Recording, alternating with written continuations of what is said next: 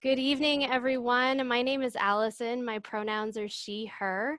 I have the honor of serving as the executive director of the Gallatin County Democrats, and we're here tonight for a candidate and community conversation with two of our amazing legislative candidates, Ed Stafman, also known as Rabbi Ed, and Alice Buckley. Ed is running for House District 62, and Alice is running for House District 63. We're just going to have a conversation tonight with both of them. Feel free to ask them questions, topics that are on your mind, and we'll just see where the evening takes us. But for the moment, I'm going to let Alice and Ed introduce themselves. So Alice, I'm going to have you go first if you want to spend a few minutes telling us about you and your campaign. Yes, Allison, thank you. And thank you all so much for being here. It feels really good to be in the same virtual space and see some familiar faces and some new faces. I am Alice Buckley. I'm running for House District 63. It encompasses Southwest Bozeman and the University District. So a lot of students, recent grads, young folks, working families, which is one of the reasons I'm running and one of the reasons I'm running for this district. I'm also a young person. I'm 27, and so I'm thinking a lot about my future in Bozeman. I'm thinking a lot about our collective futures in Bozeman, which to me means that we have affordable housing options, affordable, accessible healthcare, mental health care, public lands, that we have daycare options, that we have a strong public education program.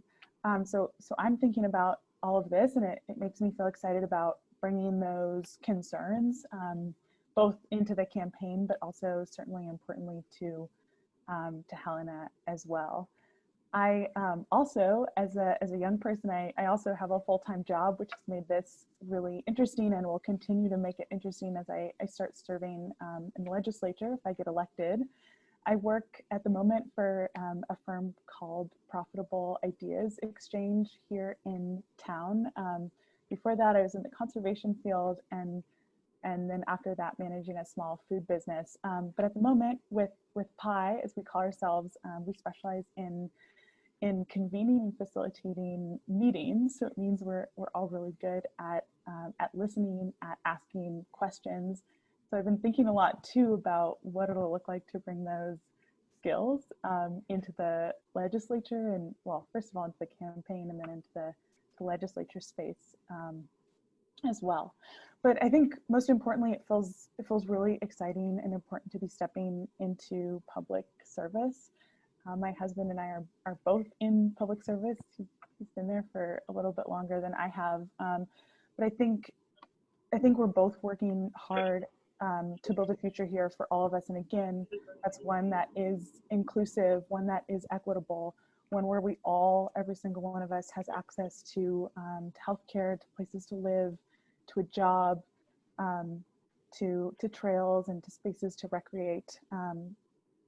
Where we have a more fair tax code, criminal justice system that's more fair. So here, certainly to be part of that conversation, to participate in the change I want to see, but also to listen to others and hopefully create some space for other people to be a part of that change as well.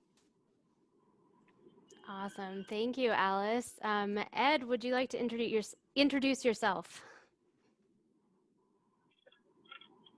Thank you, Allison. And I have to say that one of the great joys of running has been to get to know people like Alice and Kelly Cordum, Colette Campbell, Brian Popiel, and Emily in 68. All of whom are considerably younger than me. And it's so exciting to see the future leaders, the shining stars, and to get to know them and hear their ideas and learn about what they bring to the table. So for me, my whole life has been about public service in one way or another. My first 25-year career was as a trial lawyer, focused mostly on civil rights work, especially employment discrimination against race discrimination and gender discrimination, handicap discrimination, age discrimination. I gradually started to do more and more criminal defense, and much of my work came about defending people who were charged with the death penalty. And a lot of that was pro bono, as was a lot of my civil rights work. For a while, I was the chair of the ACLU legal panel. And so 25 years in the kind of public service that deals with folks who've been wronged in one way or another and tries to get them justice. I became interested in the spiritual life, and spent the 8 years while I was initially winding down my law practice, and I was initially part-time, but eventually after 8 years of rabbinic school and also going back to university and getting working towards a PhD in religion, I became ordained as a rabbi. And about roughly 15 years ago, there was an ad on the rabbi's listserv that said, Outside Magazine says Bozeman, Montana is the #1 place to live in the United States, and we're looking for a rabbi. And I haven't looked back since. It was on, as they tried to woo me to take the position. One of the things they did that day was take me on a hike up to Fairy Lake. It was in the spring, and the wildflowers were all out. And I knew this was the place for me. I called my wife immediately and said, what do you think about moving to Bozeman? She said, what? And it was really convenient time in my life because my daughter was graduating college and my son was graduating high school.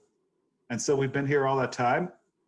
About a year and a half ago, I retired as the congregation's rabbi and became Rabbi Emeritus, which is a fancy title for a retired rabbi. Much of my work as a rabbi dealt with not only listening to people and being with people in challenging times in their lives, but also interfaith work. And so interfaith work is about bringing people together from, in this case, other clergy especially, from different backgrounds and different traditions, often traditions that have been warring for centuries, and discovering what are our commonalities and how can we build on them. And I have to say, I wasn't the only one doing this. I have colleagues in other religious traditions who worked alongside of me. But we have built an incredibly strong interfaith community here. And we still have a bunch of programs we do. And I've learned from that how to get past the language that separates us and how to build bridges and bring people together. So with these two pieces of my background, I thought, and with District 62 seat becoming open, which is where I live and where Tom Woods so well represented so well for 8 years, I thought the time was right to do another form of public service. Honestly, I might have been just as happy to volunteer most nights at the Fork and Spoon and feed hungry people. But I thought with that background, I could put it to good use. I know how law works. I know how statutes work. I know how law is applied from my time in the courtroom and in writing briefs. And also my time as a rabbi gives me that sort of people experience that I hope to bring. In terms of issues, Alice, I'm pretty much on the same page as Alice with everything she said, so there's no need to repeat that. I do think the one issue that is going to be really a biggie this time is going to be how do we deal with COVID, especially if it gets worse. And for that, I have 5 very brief points. 1, science. Our response has got to be science-based. 2, preparation. I'm already working on a bill that will guarantee that our healthcare workers have what they need if this thing gets worse or when the next pandemic comes in terms of PPE and other supplies. 3 is protection, protecting those programs that the Republicans have announced they want to cut. Like public education and programs that help families and children and vulnerable populations. 4 is opportunity, that this is an opportunity as we rebuild to rethink things and do things differently, especially in the areas of energy and developing renewables. But in just about every area, we have an opportunity to think differently about this. And fifth is engagement. And if one thing we've learned from this pandemic is that we're all in this thing together. And there can be no other response than to recognize that. And so we all have to be engaged, and that begins by voting. And so that's a big piece of, policy that I'm focused on, but of course, as well as the other issues that Alice mentioned. So I think that's enough of an introduction, and I'm happy to take questions or listen to Alice, who is such a talent, and I'm sure she'll have great answers. Yeah, awesome. So thank you both. It was great to learn a little bit about you. Since we have quite a few people on here, I want to make sure that I actually, like, everyone gets to ask a question if they have one. So please raise your hand, actually using the tools in Zoom so that I can see them, because I don't see everybody actually right now. And if I don't call on you, just unmute yourself and start talking. So who has the first question? And if no one has one, I will call on someone that I know has got questions, because I know several of you will have questions. But is there anyone who wants to go first? I see Allison, I see Dwayne raising his hand. Yes, yeah, Dwayne, go for it. If you want to unmute yourself. There I go. I think you both are looking at the right things that need to be done. So I'm going to ask you to look at the context in which you're going to approach your problem solving. And to do that, we know that there are a lot of cultural and political issues that are driving the environment. Ed, I think you mentioned that the Republicans are going to be trying to cut the programs that we feel ought to be more strongly supported. So if you're trying to really achieve more, what is your future vision? What would be your vision for the context that you'll apply when you're arguing to achieve the goals that you're shooting for? They're going to try and cut the funding. You want to increase the funding. You know that taxes are a big barrier to the people that you're serving. So in today's environment, I think you have to look at the top, and that is, what is your vision for the United States of America? And what is your vision for Montana?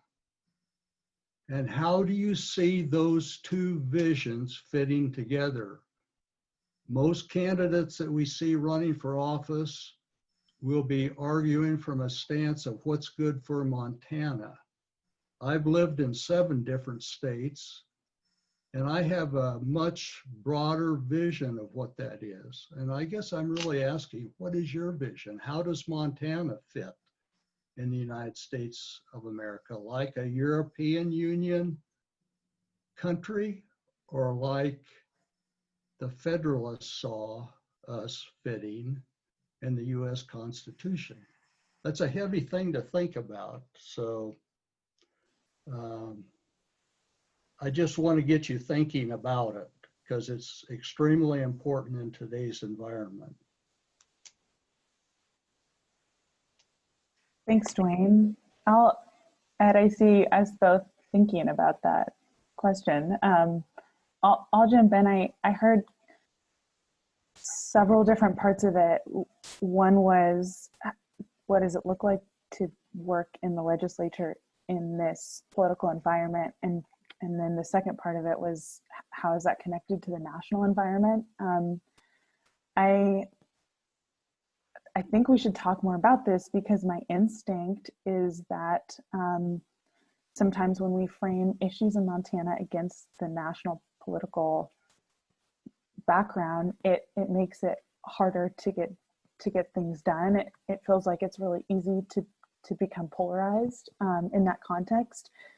And so my instinct is to say, what's happening in Montana right now, and where is there common ground? And there's so much common ground across ideologies, across the rural-urban divide. I'm thinking specifically, as you were asking that question, I was thinking about healthcare, and I was thinking about daycare, and how we're caring for our vulnerable populations. And that's something we're thinking about, particularly mental health care across the state. And it feels like if we can frame that in the context of Montana, maybe there's more way to move forward. So I don't know what it looks like to frame that nationally. That's a really interesting one, but I think coming to the table with a listening ear and with an open heart for what's going on across the state, and connecting our shared challenges. I think Ed brought up COVID, particularly in the context of the pandemic, how we're all building resilience together.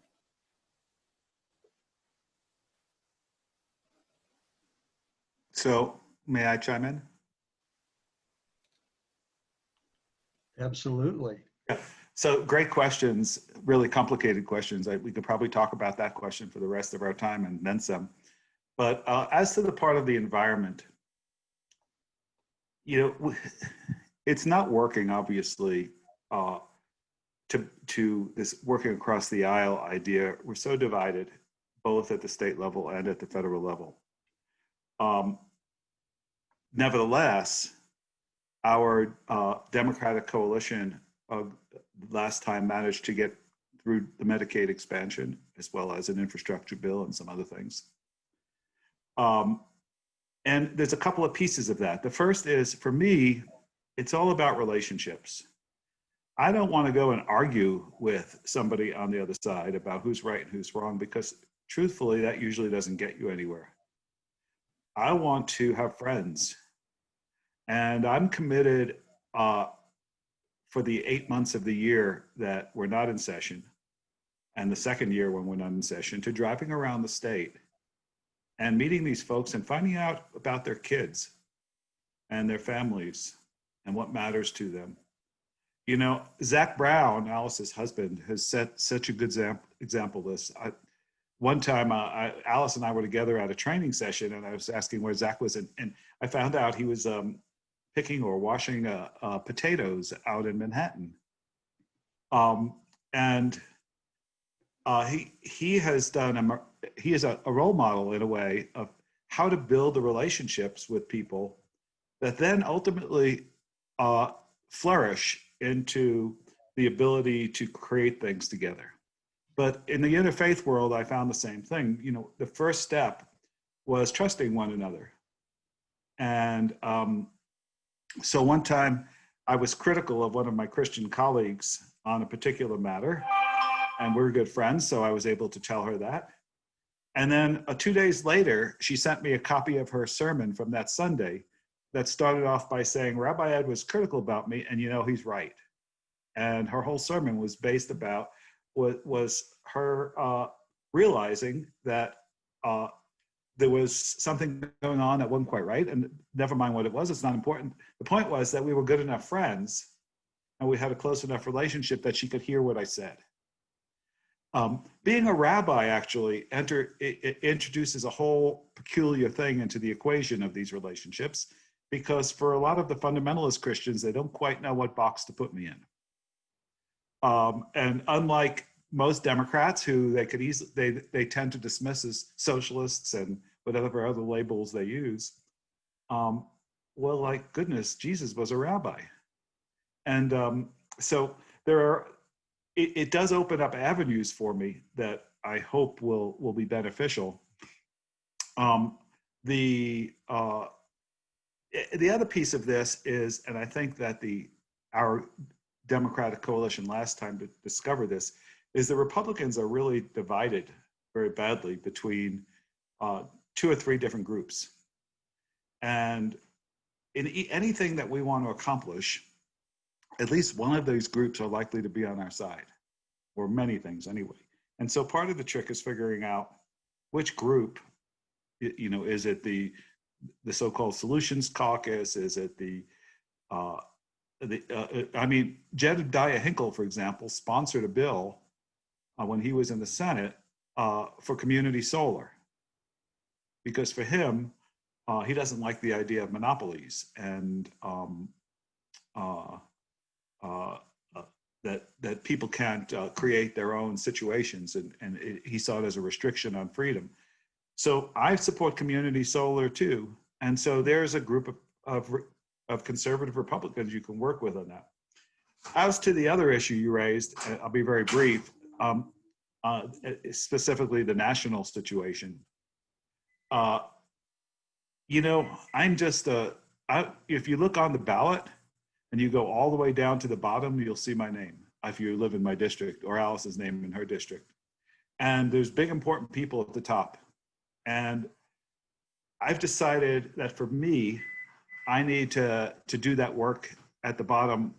It's like being a lineman in a football game rather than the quarterback. And there are big problems out there for sure, but I intend to stay focused on the stuff I can manage and the stuff that matters most at the level I'm entering. And while I have lots of visions about how we can be a more perfect union, if you like, a more compassionate place, a place where we really are all together on the same page on so many issues. I intend to work mostly at the local level, the Helena level, of how can we make our community better, and hope that sets an example for others. Absolutely, working from the bottom to the top. That's how we do it in Gallatin County. So thank you, Ed, for pointing that out. Are there other questions? Raise your hand with the Zoom tool or unmute yourself. I know there are other questions. Beth, go ahead. I'm curious how you're approaching get out the vote in your districts, and especially in Alice's district with so many MSU students there and the complications that are arising because of the pandemic. Are you doing anything special to address the challenges? Thanks, Beth. I love that question, and then I'll pass it over to Ed because we've actually been collaborating quite a lot on the university. The short answer is yes, we are doing things differently. We're trying, because of COVID and also because it feels like a year to take risks and be creative and be innovative and try different tactics that maybe we wouldn't try in other years. We are trying new approaches. One way is to just started by touching every contact list, or contact less, but throwing walk cards into every door of voters. And then Ed and I worked together to develop these neat door hangers that they're kind of flow charts, and they walk you through how to vote. Are you registered to vote? Yes, no, I don't know.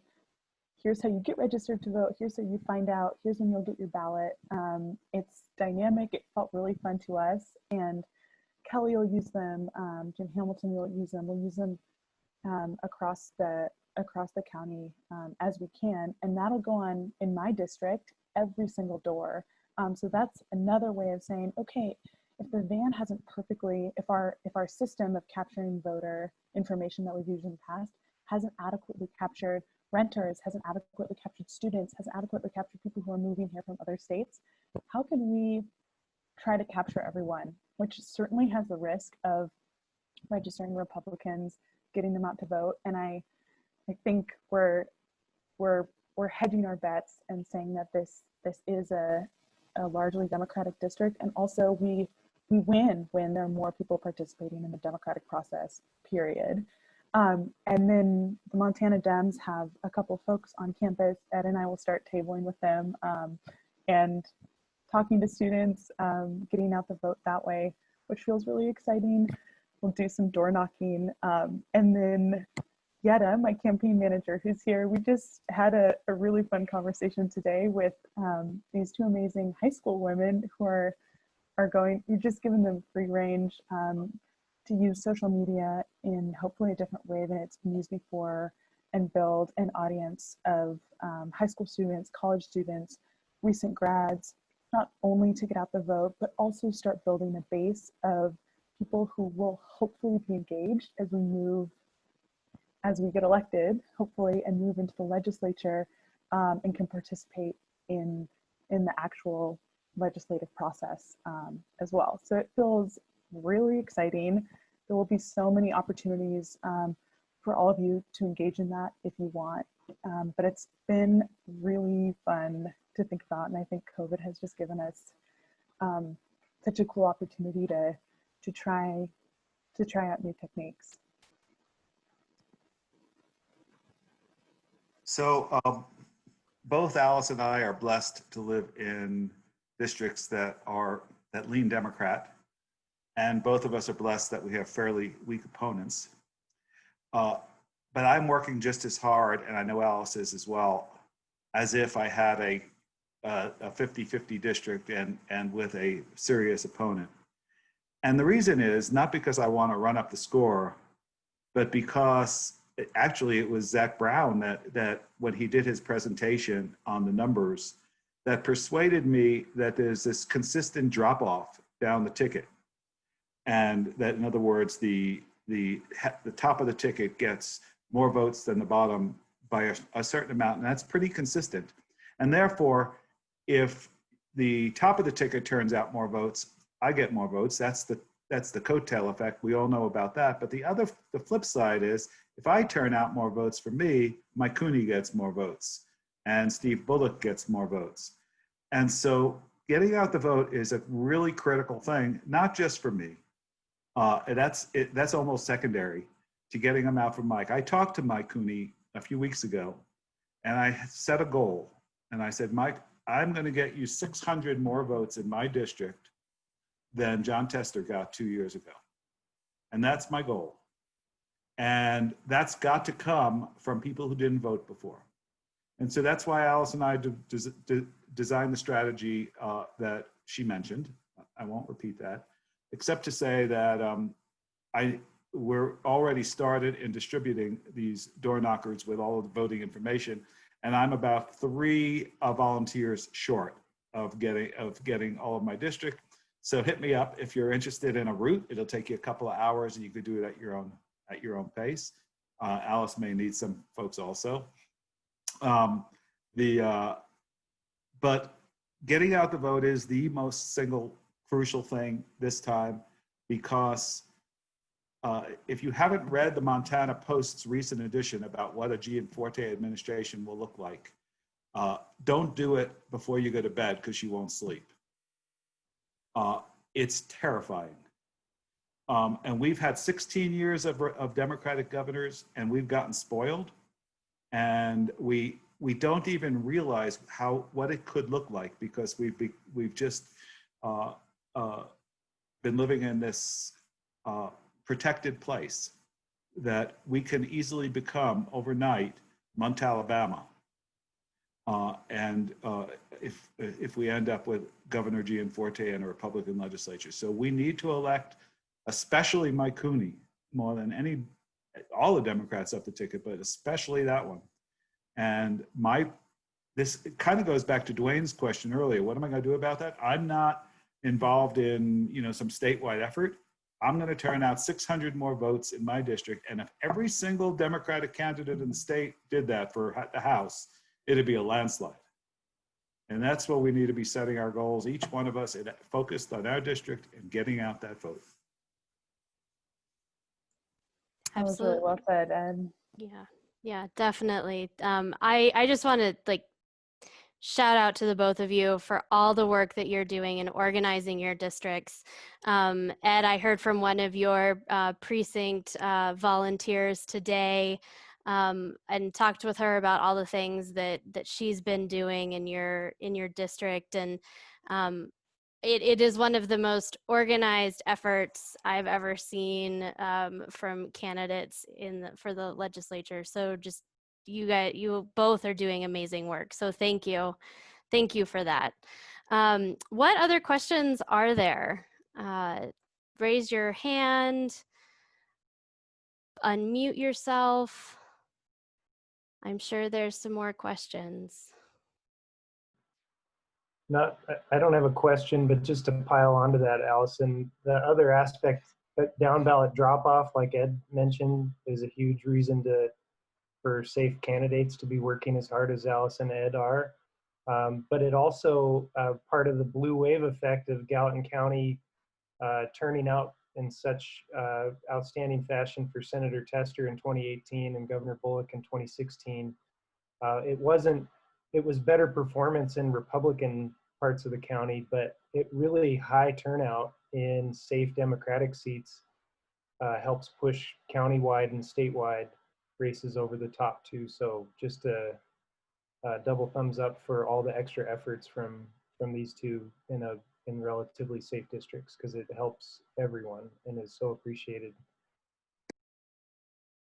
Yes, definitely. Thanks, Zach. All right, next question. I'll just start calling on people too. Emily, I feel like I bet you've got a question. If you want to unmute yourself, yeah, there you go. A little late to the game. I guess I have a question for both of you guys as far as just kind of taxes. I know that if Gianforte becomes governor, there's going to be some opposition with taxes, and I would like to hear a little bit more about what kind of taxes you guys do or do not support and would bring to the legislation and why.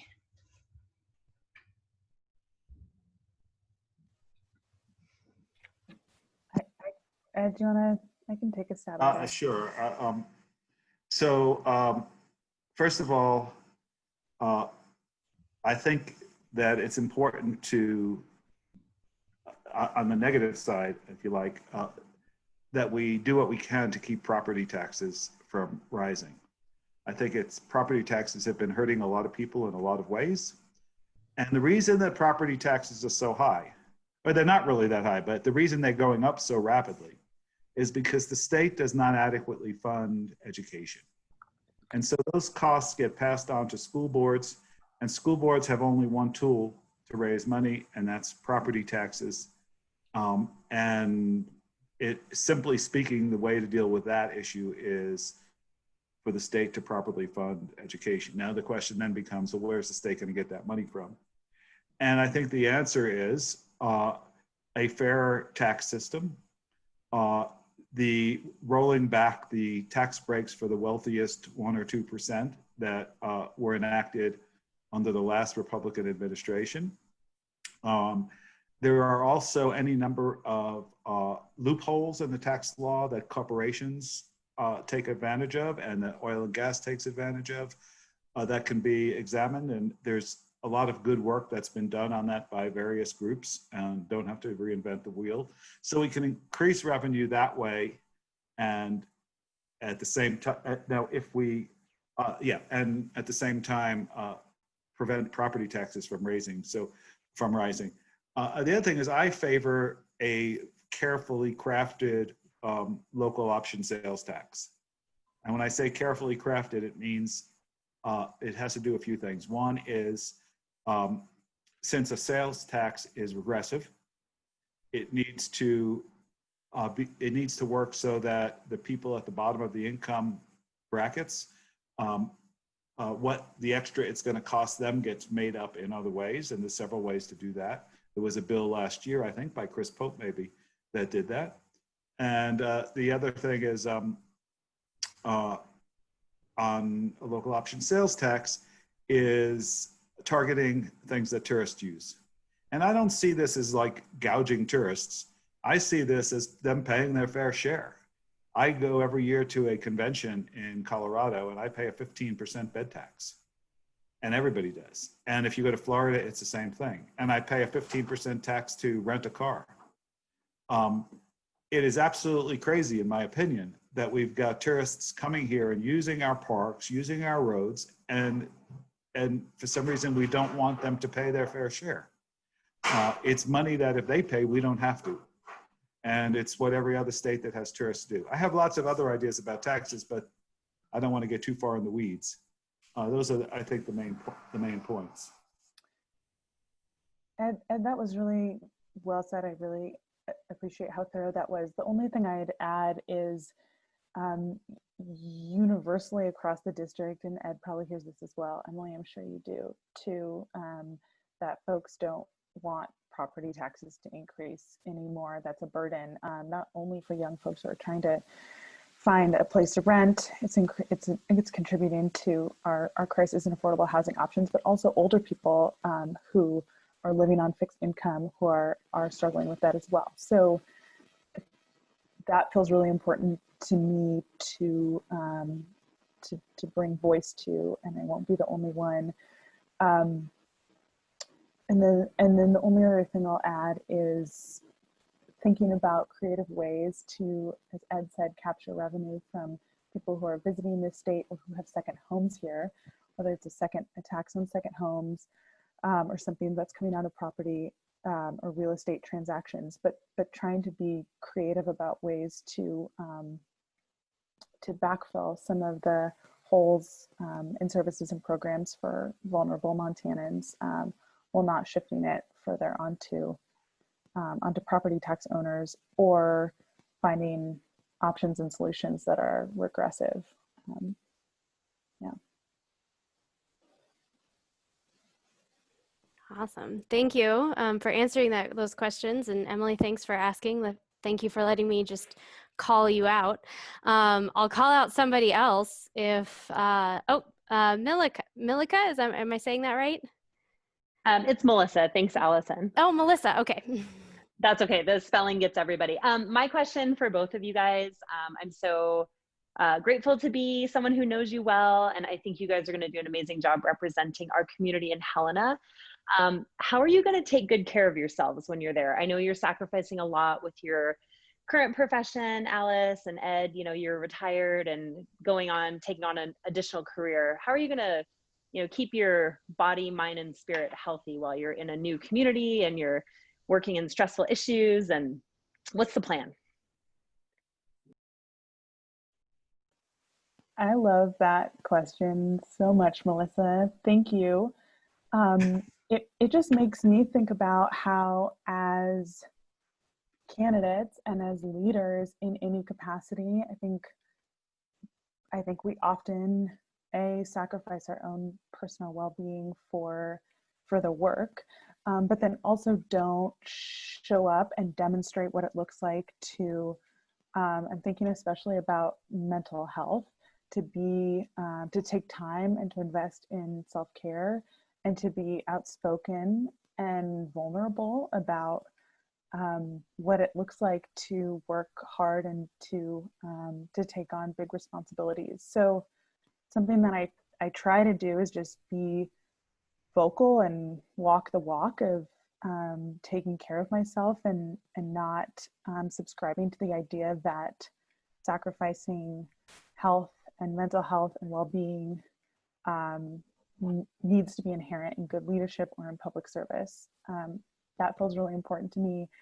And then, I mean, I'm just living it each day, trying to create space to get outside and to use my body. It feels like the stronger physically I get, the more I'm able to go to like prepare to do battle every day with all the various things I have to do. And that's just, I think thinking about it that way makes it feel empowering instead of something I need to fit into my schedule. So in the interest of full disclosure, Melissa did not mention that she is my personal trainer and that her husband is Alice's personal trainer. And we sometimes switch off. So it's a little bit hard to answer the question because the session in 2021 is so uncertain. We don't know if we'll even be in Helena. It could be that it's a regular session. It could be all remote. It could be partially remote. So we don't know what kind of time we're going to have available.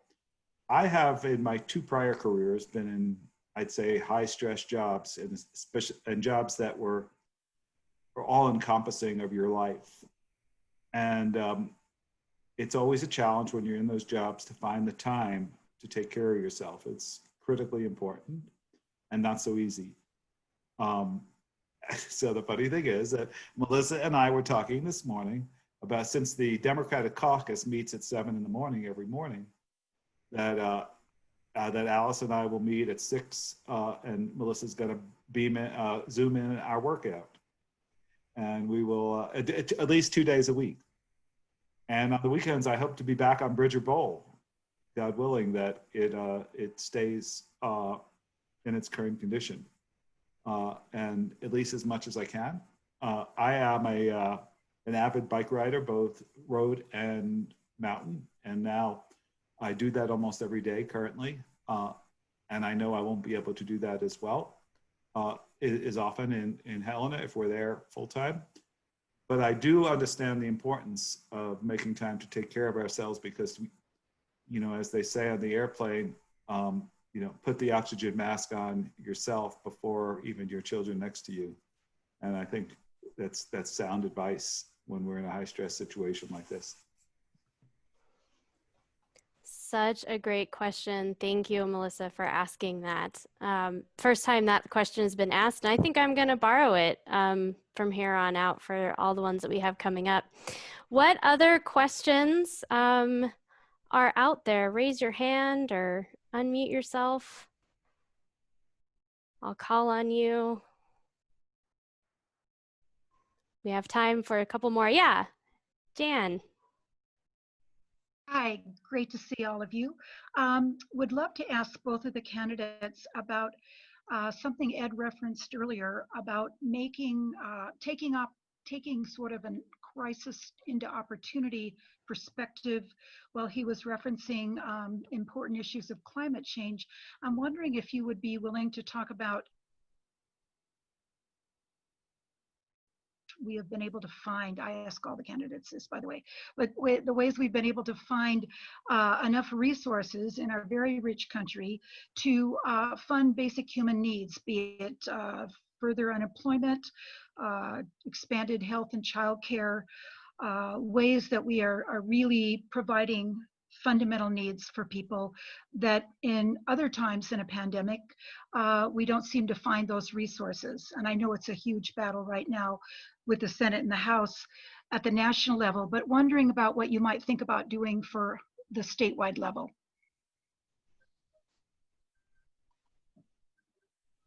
Thanks, Jan. You cut out for a part of that. What I heard was it ways in which we are going to find funding, help fund programs and services that support Montanans? Is that a way to boil it down? I think so, Alice. Fundamentally, it's can we take what has been provided under an emergency basis? How do we make that permanent at the state, and for the candidates I ask at the federal level, similar?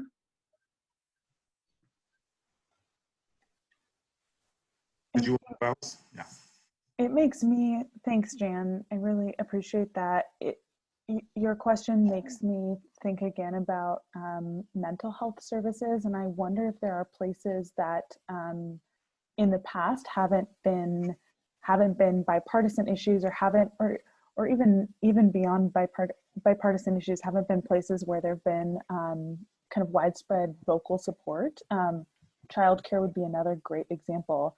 And really public education, because we're all dealing with kids at home and a crisis in education. So I wonder if there are some places where we can find common ground and find a groundswell that maybe didn't exist beforehand, and say, hey, now look. And also the exciting thing about mental health, for instance, is with telehealth, which we've been forced into using, both for regular healthcare and mental health. We're now all used to it, and there are pathways there to create more access for people, not only who don't have the money to come in, but also who live in rural parts of the state. So I just get excited about that potential to start conversations that weren't necessarily there before. So if I was elected king, it would be really easy because we would have not only fair wages, that is a living wage for everyone, but we would have childcare, we would have family leave, we would have sick leave, and we'd kind of look like Europe and other civilized countries in terms of that working people have these kind of things. And we'd have education for 3-year-olds for free, and eventually maybe even preschool. But I'm not king, and I'm not going to be king. And so we have to deal with this at the realistic level of that all costs money, and how are we going to persuade what is now a majority of Republicans to go along with that. And it's not going to be a 2-year battle. This is going to be, at least for me, an 8-year battle. I mean, there's been bills that do a lot of this already. Marianne Dunwell is somebody who's carried these bills, and they haven't gone anywhere. And we can't continue to do it the same old way, where the Democrats want one thing and the Republicans want the other thing, and we lose every time. And we need to, so it goes back to how are we going to build the relationships? Well, if you're a fundamentalist Christian, I'm happy to talk to you about what the Bible says about wages and treating workers fairly. And let's have that conversation.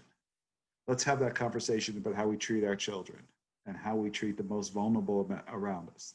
As a matter of fact, I would say that the central message of the entire Bible is taking care of the most vulnerable people. That is, whether it's the Hebrew Bible or the New Testament. So for the fundamentalists, for the right-wing Christians, let's talk Bible.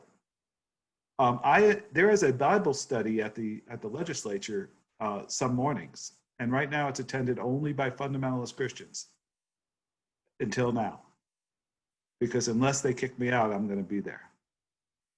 Now that's that group. They're not the only group of Republicans, and each one needs to be approached differently. And so I don't want to sound like I'm a religious zealot here, but it's a moral voice that I'm speaking that happens in my case to come from a spiritual/religious place, but it comes from the moral side just as well. And I believe that the moderate Republicans are mostly moral people and can be approached on that level. Let's talk about morality. Let's talk about what's right. And it gets back to what I said way back at the beginning of, in order to have that conversation seriously, they first have to trust you.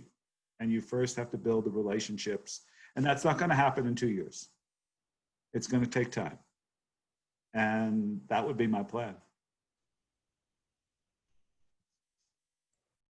Great. Thank you so much for that question. What other questions are there? What was that, Dwayne? How do you work that tool thing? Oh, you got it. You figured it out. No, but how do you turn it off once you turn it off? It eventually turns off. It goes away. Oh, okay. Yeah. All right. What other questions are there? Elizabeth or Rebecca, Christy, Christopher, any questions? Okay, so Rebecca types this in the chat. COVID revealed how essential the internet is to Montanans. How can our state get access to all of us? Good question.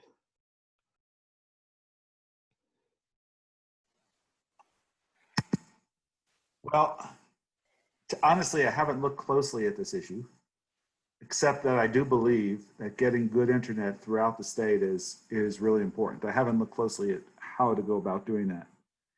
I would think that legislators from rural places would also have an interest in creating internet accessibility in the more rural places, especially as they complain that so many people are leaving eastern Montana.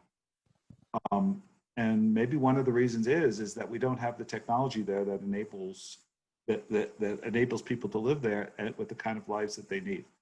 So I would, even though I'm representing Bozeman, in a certain way, you also represent the whole state. And I would strongly support a plan that gets good high-speed internet access throughout the state. And I know that there's been work done on this by others before me. And a lot of times it's a matter of figuring out what that was and building on that. So that's what I believe. I don't know the details of how to implement it.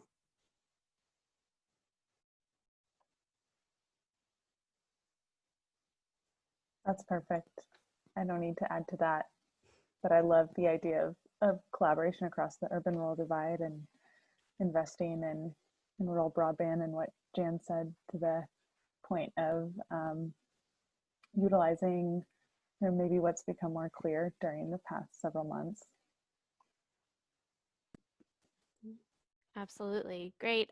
So we have one other written question from Christopher's Backyard Group, which I love. You've got a setup with multiple people in the backyard. That's awesome. It's a watch party. So the question is, what is the most impactful support we can give to your respective campaigns as folks under 35 years old who live within and adjacent to your districts?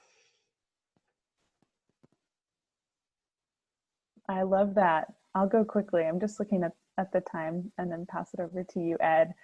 Oh my goodness. So myriad ways to help out. Probably the most immediate one is Yetta and I are putting together dates over the next several weeks to get all of those door hangers out to every single door in the district. And if we can reach the number of volunteers we want, 50 volunteers, that will go really quickly. And then that'll hopefully transition in the first several weeks of October to door knocking, checking in on people about whether they've received their ballot, making sure they are voting, and then also getting an understanding of how we can plug them into the legislative process and helping to build engagement there. So those are two fun ways. Making your voice heard, whether that's through social media or with letters to the editor or simply talking to friends. It feels like democratizing the process, making it feel accessible and fun and like we actually matter, whether that's voting, whether that's completing the census, whether that's showing up to jury duty, whether that's testifying in front of the legislative committee. There's so many exciting, accessible ways, but I feel like it takes a peer, it takes a neighbor, it takes a friend to say, we can do this and let's go do it together, to start increasing our collective energy and power. So ditto, on a very immediate basis, I could use help in distributing these cards, and hit me up and we could talk about that. In the fall, in this last summer and fall, as I launched my campaign, I did about 20 meet and greets. And at the great majority of them, I got the same question of how do we do a better job engaging young people? And I never had a great answer, to be honest. I am so thrilled, as I said at the start, about the young people who are running, like Alice and like Emily and like Colette and like Kelly, and Brian is in his 40s, but for me that's still young. And it's so exciting, and it really has been a joy. But we need to broaden that. It can't just be a handful of candidates. And one of the things I get asked a lot is, boy, there's a lot of campaigns that are important. The president race, the governor's race, the Senate race, all the way down to the bottom. It's PSC race. And which should I get involved in?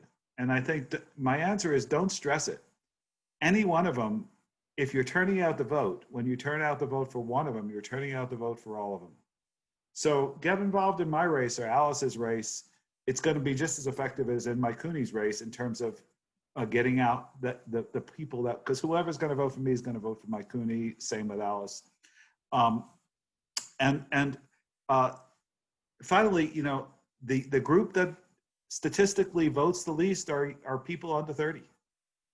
And if you're in that age bracket or under 35, I would love to talk to you about door knocking, especially around the university district. And Alice has got more students than I do, but I've got a fair amount. I've got all of the frats and sororities in my district. I've got one huge dorm called the Quad. And I would love to have young people who would go around and talk to those folks and door knock after we finish the distribution of the cards. I have to say though, it is a very tough question and nobody has figured it out entirely, but it's something we have to work on together with great effort because it's so important. Right, exactly. I think we started this conversation off saying we're all in this together, and I think we're going to end saying that we're all in this together, and it takes all of us doing our part to, you know, build our community and grow our presence here in Gallatin County and make sure people know how to register to vote, how to vote, they get their ballots in on time, and then they stay engaged, because I think one of the things that's often lost during election season is that the point of winning is then to govern afterwards. And so that takes all of us to be engaged in that process as well. So it is 6:30, which means our time is up. I want to thank Ed and Alice for being here. I also want to shout out to all of the other candidates who joined us this evening. Zach Brown, who's running for County Commissioner. We're doing one of these conversations with him in a couple weeks. We also have Emily Broston, who's running for House District 68. We're doing a conversation with her next Thursday. Join us then.